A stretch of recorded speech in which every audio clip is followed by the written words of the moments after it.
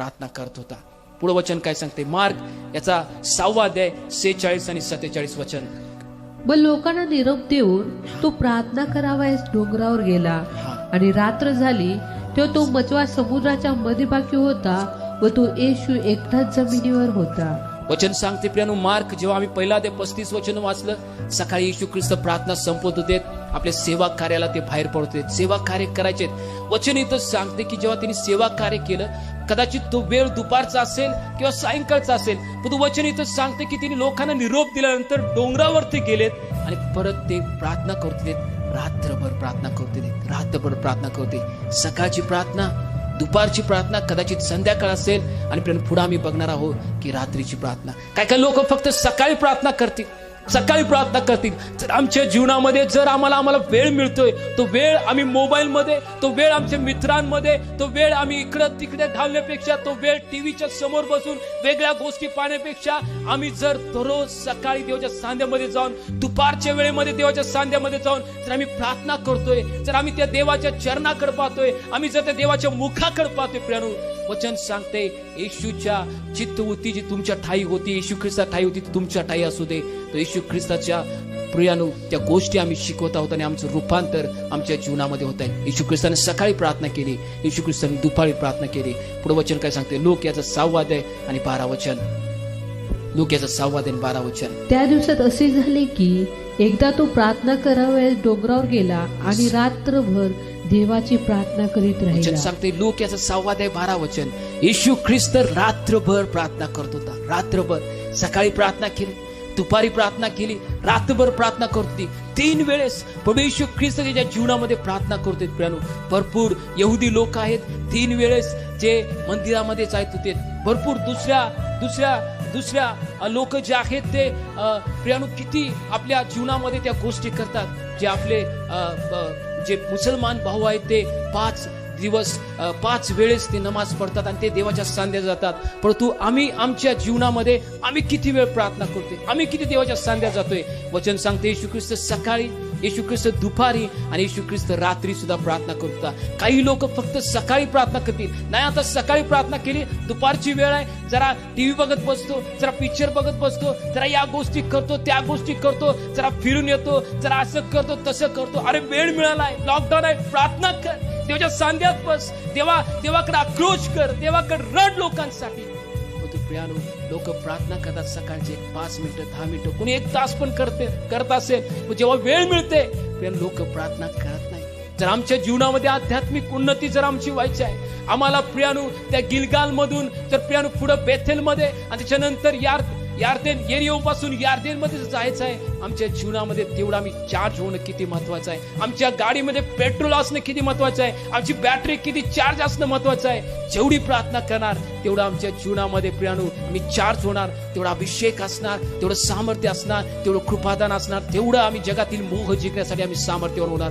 5 मिनिटाची प्रार्थना, 10 मिनिटाची प्रार्थना तुम्हाला स्वर्गापर्यंत घेऊन जाऊ शकत नाही. 5 मिनिटाची प्रार्थना, 10 मिनिटाची प्रार्थना, जगामध्ये असलेले मोह सैतान ज्या रीतीनं गोष्ट करत आहेत त्याच्यामध्ये तुम्हाला टिकून ठेवू शकत नाही प्रियानो.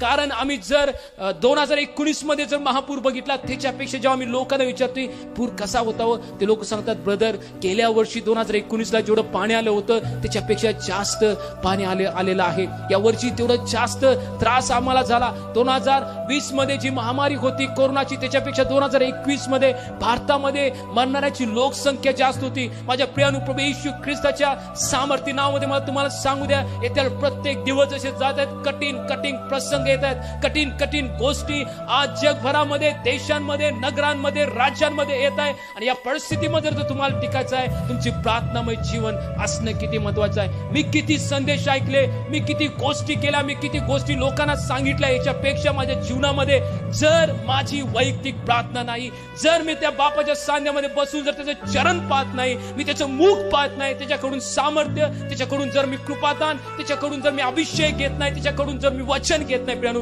माझ्या सर्व गोष्टी व्यर्थ आहेत, माझ्या सर्व गोष्टी व्यर्थ आहेत. येशू ख्रिस्ताने सकाळी, दुपारी आणि रात्री प्रार्थना केली. दावीद काय म्हणते वचनामध्ये, स्तोत्रसंहिता 5वा अध्याय आणि 3रं वचन. हे परमेश्वरा, प्रातःकाळी तू माझी वाणी ऐकतोस, सकाळी मी प्रार्थना व्यवस्थित रचून तुला सादर करीन आणि तुझी प्रतीक्षा करीत राहीन. दावीद म्हटला स्तोत्रसंहिता 5:3 मध्ये, माझ्या देवा माझ्या राजा, मी सकाळी उठून तुझ्या चरणाजवळ येतो. सकाळी उठून काय काय लोकांच्या प्रार्थना मी बघितलेल्या आहेत प्रिय. सकाळी उठतात, त्या बिछाण्यामध्ये बसतात आणि काय काय लोक चादर अंगावरती घेतात. चादर अंगावरती घेऊन लोकांची प्रार्थना. तो प्रार्थना करायला काय झोपलाय? या प्रार्थना प्रियानो खरोखर आम्ही अंतःकरणापासून करावी, आत्म्यापासून करावी, काय फक्त करायचे म्हणून करावे? काय काय लोक चादर ओढून प्रार्थना करतात. याला मी म्हणतोय चादर प्रार्थना. ही प्रार्थना आत्म्याची नाही, चादर ओढून प्रार्थना. त्या बेडवरून उतरणार नाही, तोंड व्यवस्थित धुणार नाही, चादर ओढून प्रार्थना. प्रार्थना करायला काय झोपलाय? काय समजणार आहे? आळसामध्ये आम्ही प्रार्थना कधी करू शकत नाही. आमच्या बेडवरून आम्हाला उठायचं आहे, जे तोंड व्यवस्थित धुवायचं आहे. ज्या लोकांना आंघोळ करायची आंघोळ करून प्रार्थनेला बसू शकतात, त्याच्या अधोकर बसू शकतात. परंतु प्रियांनो, प्रार्थना करणं किती महत्वाचं आहे. दावीद म्हणला, देवा सकाळी मी व्यवस्थित रचून तुला प्रार्थना सादर करेन. सकाळच्या सांध्यामध्ये मी तुझ्या सानिध्यात येईन. सकाळच्या वेळेमध्ये मी तुझं मुख पाहिन. कारण परमेश्वर पित्या, मला राज्य चालवायचं आहे. दुसरं राज्य आक्रमण माझ्यावरती करू शकते. माझ्या प्रजेचा कारभार मला पाहायचा आहे. आणि परिस्थिती किती बिकट येऊ शकते. आणि जर मला सामर्थ्य पाहिजे, मला ज्ञान पाहिजे, मला जर कृपा पाहिजे, बाप्पा मी सकाळी तुझ्या सांध्यात येतो. मी 5 मिनिटाची 10 मिनिटाची प्रार्थना करणार नाही. तर प्रभू, जोपर्यंत माझ्यावरती तू कृपा करत नाहीस मी उठणार नाही. जोपर्यंत तुझा आत्मा मला जर शिकवत नाही मी उठणार नाही. जोपर्यंत मला तुझ्या सामर्थ्याची, तुझ्या सांगण्याची जाणीव होत नाही मी उठणार नाही. प्रभू, ज्या गोष्टीसाठी मला मार्गदर्शन पाहिजे तोपर्यंत मिळत नाही मी उठणार नाही. काय लोक म्हणतील, दावीद काय राजा होता, त्याला काय काम? परंतु प्रियांनो, आपल्या देशाचे पंतप्रधान असू द्या, राज्याचे मुख्यमंत्री असू द्यात, किती ते त्याचे बीजे असतात, त्यांचे शेड्यूल्स जे असतात ते टाईट असतात. या राज्याचा दौरा करायचा आहे किंवा या जिल्ह्याचा दौरा करायचा आहे, मुख्यमंत्र्याचं सगळं शेड्यूल असतं. तिथं काय बोललं पाहिजे, काय नाही, सगळ्या गोष्टी असतात. एवढे बिझी ते असतात. तसं प्रियांनो, दावीद जो एवढा बिझी होता, त्यातून म्हणते, देवा सकाळी तुझ्या सांध्यात प्रार्थना करेन. लोक म्हणतात, नाही ब्रदर, आम्ही रात्री प्रार्थना करतोय. माझ्या बहिणी आणि माझ्या भावा, तुला सांगू दे, लढाई सकाळी सुरू होते. आणि त्या लढाईमध्ये जर तुला विजय मिळवायचा आहे, त्या मोहावरती जर तुला विजय मिळवायचा आहे, परिस्थितीतून तुला जर बाहेर यायचं आहे, सकाळच्या वेळेमध्ये देवाच्या सांध्यामध्ये झालं किती चांगलं आहे. येशू ख्रिस्त सकाळी, दुपारी आणि रात्री प्रार्थना करत होता. सकाळी दावीद म्हटला, मी देवा सकाळच्या वेळेमध्ये व्यवस्थित रचून प्रार्थना करेन. काय काय लोक फक्त प्रार्थना करतात, काय काय लोक फक्त बायबल वाचतात. कुठलं तरी एक वचन उघडणार, डोळं बंद करणार, कुठलं तरी एक वचन उघडणार आणि प्रार्थना करणार. आमच्या जीवनामध्ये अशा रीतीनं आम्ही देवाचं वचन कधीच समजू शकत नाही प्रियांनो. उत्पत्तीपासून एक एक अध्याय आम्ही वाचलं पाहिजे. पुस्तक वाचले तसं वाचायचं नाही. काय काय लोकांना मी विचारते, ब्रदर आज प्रार्थना केली? होय ब्रदर केली. काय वचन वाचलं? होय वाचलं. काय वाचलं? काय माहित नाही, विसरलं. काय माहित नाही. वाचलं वचन? होय वाचलं. पण काय वाचलं माहित नाही. कशा रीती आम्ही प्रार्थनेला बसलो प्रियांनो. आम्हाला जर देवामध्ये वाढायचं आहे, दावीद म्हटला की देवा व्यवस्थित रचून. काय काय लोक फक्त एकच वचन वाचणार, उघडणार, कुठला तर अध्याय उघडणार, 2 मिनिटं डोळे झाकणार, उघडणार, झाले वचन वाचलं, 2 मिनिटाची प्रार्थना केली, गेलीत. काय काय लोक कॅलेंडरच्या समोर उभारणार, प्रार्थना करणार, देवा आजचं वचन काय उघडणार, तिथलं वचन बघणार, ते तारखेचं जाणार. काय काय लोक फक्त प्रार्थना करणार, वचन वाचणार नाही. काय काय लोक फक्त एक आराधनेचं गाणं म्हणणार आणि प्रार्थना करणार जाणार, बायबल वाचणार नाही. नाही प्रियांनो, आम्ही अजिबात अशा रीतीने प्रार्थना करू शकत नाही. आम्ही जर जेवतोय तर व्यवस्थित तिथं जेवतोय. आम्ही चपाती खातोय, भाकरी खातोय, भाजी खातोय, भात खातोय आणि पाणी पितोय. उठल्या आम्ही जेवायला बसल्या पहिला पूर्ण तांब्याभर पाणी पित नाही, भात खात नाही, आमटे खात नाही, मी शेवटला भाकरी भाजी खात नाही. एक त्याला सिस्टीम आहे, कशा रीतीने आम्ही जेवतोय. त्याच रीतीनं देवाच्या प्रार्थना करायला एक सिस्टीम आहे, त्या रीतीने आम्ही गेलं पाहिजे. स्तुती आराधना केली पाहिजे, देवाला पहिला धन्यवाद दिला पाहिजे. देवाच्या गोष्टी तू केल्यास ते प्रत्येक गोष्टीबद्दल धन्यवाद. देवाचं नाव उंच केलं पाहिजे, टाळ्या वाजवून, हात उंच करून, गुडघे टेकून आराधना त्याची आनंदाने केली पाहिजे. आपला आवाज उंच करून त्याची आराधना केली पाहिजे. त्याच्यानंतर बायबल वाचलं पाहिजे प्रेरणा. त्याच्यानंतर आम्ही प्रार्थना केली पाहिजे. काय काय लोक आराधना झाल्यानंतर प्रार्थना करतील, काय काय लोक नंतर वचन वाचतील. चांगलं आहे, तसं करा तुम्हाला जसं पाहिजे. परंतु आमच्या वैयक्तिक प्रार्थनेमध्ये दावीद जसा म्हटला, तेव्हा मी व्यवस्थित रचून तुला प्रार्थना सादर कर. व्यवस्थित रचून, ते व्यवस्थित रचण्यामध्ये स्तुती आराधना, ते व्यवस्थित रचण्यामध्ये देवाचं वचन वाचणं, ते व्यवस्थित प्रार्थनेमध्ये प्रियानो आम्ही प्रार्थना करणं, या 3 गोष्टी महत्वाच्या आहेत. 2 मिनिटाची प्रार्थना, 5 मिनिटाची प्रार्थना आमचा आतील मनुष्य बदलू शकत नाही. आमचं जीवन तो बदलू शकत नाही. 5 मिनिटाची आणि 2 मिनिटाची प्रार्थना. जर देवामध्ये वाढायचं आहे, देवामध्ये प्रियानो जर आम्हाला त्या स्वर्गारोहण व्हायचं आहे, जर आम्हाला तिथंपर्यंत जायचं आहे, कमीत कमी आमच्या जीवनामध्ये 1 तास प्रार्थना असणं किती महत्वाचं आहे. येशू ख्रिस्तानं सकाळी, दुपारी, रात्री प्रार्थना केली. आम्ही किती वेळ प्रार्थना करतोय आमच्या जीवनामध्ये? होय आत्म्यानं खरेपणानं कळवळ्यानं किती प्रार्थना करते. दावीद म्हणला स्वतःसुद्धा 5:3 मध्ये, देवा सकाळी व्यवस्थित रचून मी प्रार्थना तुला सादर करीन. कुठलं तर लोक वचन उघडतात, कुठला तर अध्याय उघडतात, त्यांना वचन वाचतात, काहीतरी वाचतात आणि जातात, काही समजत नाही. काय वाचलं काही माहित नसते. जे विचारते ब्रदर काय वाचलं काही माहित नाही, सिस्टर काय वाचलं काही माहित नाही. काय काय लोकांना या बायबल मधले अनुक्रमणिका पाहित नाही. उत्पत्ती कुठं आहे, निर्गम कुठं आहे, हबक्कूक कुठं आहे, नम कुठं आहे, अजिबात माहित नाही प्रियानो. आज जर या देवाच्या गोष्टी जर परमेश्वर तुमच्याशी बोलत आहे, तुम्हाला कुठला कमीपणा देवाला दाखवच नाही प्रियानो, तर देवाच्या वचनामध्ये देवाच्या सहभागीमध्ये आम्ही वाढावं ही देवाची इच्छा आहे.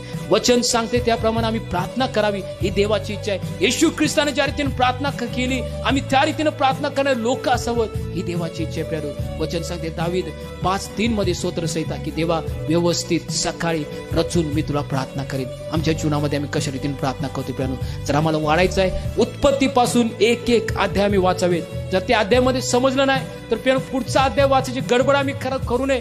पूर्ण बायबल वाचून झालं लोकांना आनंदाने सांगण्यापेक्षा एक अध्याय समजून उमजून वाचून त्यातली खण गोष्टी समजणं. जसा तो पवनारा जो असतोय पट्टीचा तो तळापर्यंत जातोय आणि त्यातलं जेव्हा तो गाळ काढून आणतोय त्यातलं रहस्य काढून आणतोय, अशी व्यक्ती आम्ही असावी. एक अध्याय कंटिन्यू वाचा, जोपर्यंत समजत नाही, जोपर्यंत त्याचा अर्थ समजत नाही, घन गोष्टी समजत नाही, वाचत राहा प्रियानो.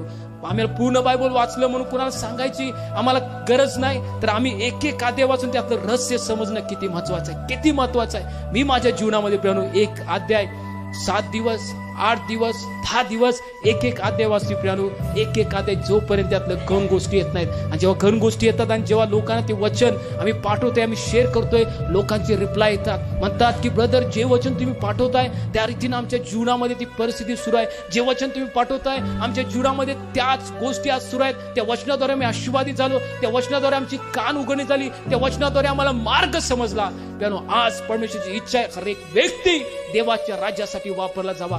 तुम्ही सुद्धा त्याच्यासाठी वापरतो. देवाची इच्छा आहे एक एक अध्याय उत्पत्तीपासून व्यवस्थित स्थिर बसून एका ठिकाणी आम्ही प्रार्थना करावी. आमची एक जागा एक नेमलेली असावी, त्या ठिकाणी आम्ही जावं. आमची एक प्रार्थनेची चटे असावी, त्या चटेवरती आम्ही बसावं. आमचं स्वतःचं एक बायबल असावं, ते बायबल आम्ही घेऊन त्या चटेवरती बसून देवाची आराधना करून आपले हात उंच करून गुडघे टेकून त्या परमेश्वर समोर नतमस्तक होऊन त्याची प्रार्थना करावी. प्रियानो ही देवाला आवडणारी प्रार्थना आहे. 2 मिनिटाची प्रार्थना 5 मिनिटाची प्रार्थना आमच्या गोष्टी बदलू शकत नाही, आम्हाला परिस्थितीमध्ये उभा राहू शकत नाही. प्रियानो काय तुम्ही तुमची प्रार्थना किती करताय प्रियानो, काय ही प्रार्थनेची वेळ आम्ही आज वाढणार आहोत काय. देवाचं वचन आज आपण प्रत्येकाशी बोलत असताना दावीद म्हणला स्वतःसुद्धा 5:3 मध्ये देवा सकाळी उठून मी व्यवस्थित प्रार्थना तुला सादर करीन.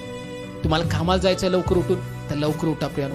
तुम्हाला 9ला जायचं आहे तर त्याच्या अगोदर उठून कमीत कमी 1 तास प्रार्थना करा. तुम्हाला सकाळी 7ला जायचं आहे आणि लवकर उठा, प्रार्थना करा. प्रार्थना केल्याशिवाय घरातून बाहेर पडू नका. जर तुमच्या जीवनामध्ये तुम्हाला जर मिराकल्स बघायचं आहे तर प्रियानो प्रार्थना करणं थांबवा.